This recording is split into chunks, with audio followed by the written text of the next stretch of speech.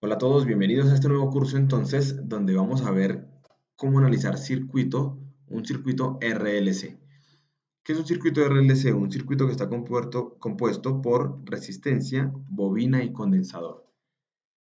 Bueno, vamos a analizarlo muy parecido a lo de LC.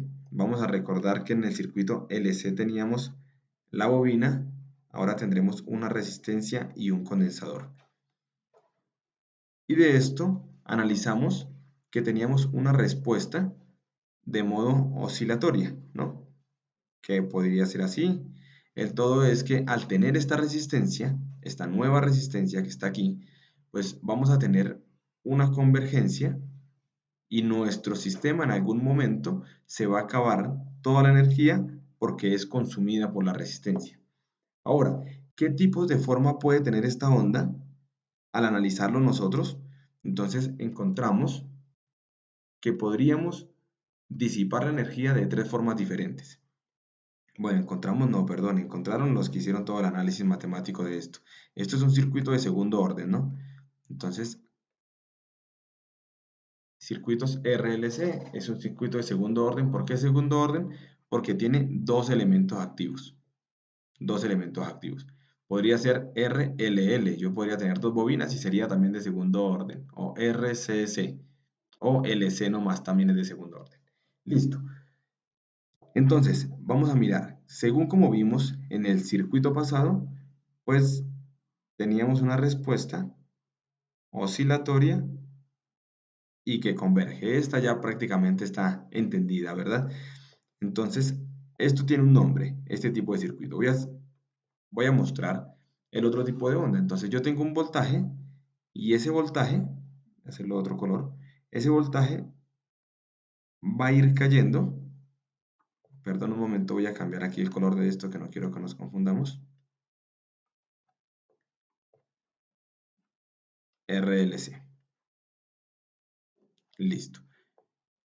Puedo tener que la onda no va a sobrepasarse, sino que simplemente de manera suave y despacio va a llegar a un punto de convergencia también. No exactamente el mismo, ¿no? Puede ser cualquiera. O puedo decir que lo hace más rápido. Entonces viene aquí y cae acá. Y esto es muy importante porque esta respuesta que tiene este circuito, así se comportan muchos elementos en la vida diaria. Por eso los circuitos de segundo orden nos permiten analizar muchos eventos y muchos sistemas de control que pasan normalmente. Pongo un ejemplo, antes de decir cómo se llama todo esto. Si yo tengo acá un péndulo y ese péndulo lo pongo hacia un lado, él empieza a moverse y se va a mover de manera oscilatoria. Todo lo que genere un movimiento oscilatorio va a estar así. Ahora, si este movimiento oscilatorio no tuviera pérdidas, pues obviamente esto sigue oscilando por siempre, que era como el circuito LC de manera ideal. Pero como sí tiene pérdidas debido a la resistencia del viento, entonces, bueno, no solo la resistencia del viento, también la mecánica y etcétera, toda la fricción, etcétera. Debido a que tiene pérdidas, pues esto cada vez va a ir un poco menos. Va a avanzar un poco menos, va a avanzar todo. Sabemos cómo se comporta un péndulo, ¿no? Hasta que al final queda aquí totalmente quieto. Cuando queda quieto, esta respuesta que tuvo esto, pues es más o menos esta respuesta oscilatoria, ¿sí? Si yo cojo un resorte y ese resorte lo estiro también y lo suelto, pues él va a tener una respuesta oscilatoria de esta forma hasta que se queda quieto. ¿Listo? Todos estos circuitos, elementos mecánicos o movimientos mecánicos, los podemos representar en un circuito. Y nosotros podemos hacer este circuito, analizamos matemáticamente todo y de acuerdo a la respuesta que nos dé, pues es la respuesta que va a tener en la vida real ese movimiento mecánico. Por eso es tan utilizado esto en los sistemas de control. Muchas veces, para calentar, digamos, un horno, pues entonces yo tengo, digamos que un horno acá, una resistencia. Yo necesito que se caliente, le digo un set point, vamos a colocar como que este es el punto de referencia. Voy a hacer algo así, como que este es el cero. No, perdón. Vamos a asumir así nomás, que este es el punto de referencia y que ese punto de referencia pues va a estar así. ¿Listo? van a tener ese movimiento. Entonces, ¿qué es lo que pasa? Empieza a calentar. Imaginémonos que ustedes mismos son los que lo están haciendo. Y aquí tenemos un sensor de temperatura. Entonces, el sensor de temperatura, ustedes cierran un switch y esto se empieza a calentar. Se empieza a calentar todo y ustedes tienen que dejarlo en 50 grados. Empezó a calentarse, pero de un momento a otro, ustedes se dieron cuenta que al cerrar este switch, empezó a marcar y llegó a 49, 50 y se pasó a 52, la marca. ¿Cuál sería la reacción? Pues abrir el switch, ¿verdad? Al abrir el switch, entonces esto llegó, se pasó y se va a empezar a enfriar. Se empezó a enfriar, se empezó a enfriar, llegó a 48. Cuando pasó de 40, o digamos que ustedes ven que va en 50, otra vez lo conectaron, pero él viene enfriando, 48, vuelve y calienta, y ustedes van haciendo ese movimiento de cerrar y abrir, o de conectar y desconectar, o encender y apagar. ¿Para qué? Para que él suba, baje, hasta que son capaces de estabilizarlo en 50 grados. Eso se llama un sistema de control y es muy utilizado y todo el análisis normalmente se hace en un sistema RLC.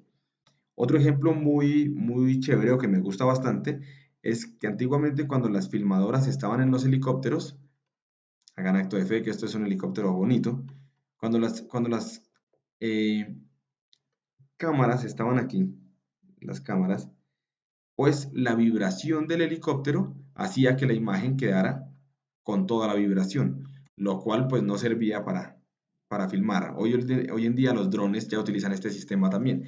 ¿Cómo es ese sistema de control? Entonces, si el helicóptero iba para arriba, había una compensación interna por medio de pistones o de sistemas electrónicos, que si el helicóptero se subía, la cámara, imaginémonos que esto es un pistón, la cámara se iba hacia abajo la misma cantidad de distancia para compensar eso. Entonces,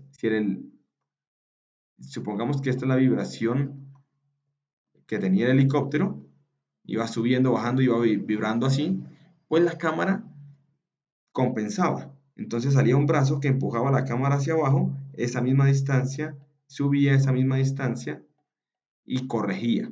¿Qué corregía? Pues que si antes la imagen era así, ahora la imagen va a vibrar muy poco, porque tiene un sistema que le compensa todo.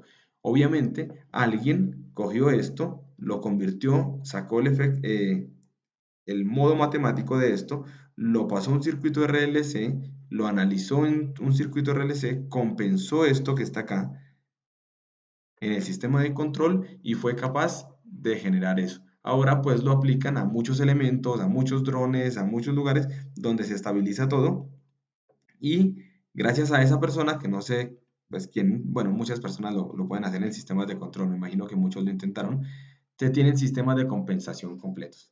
¿Listo?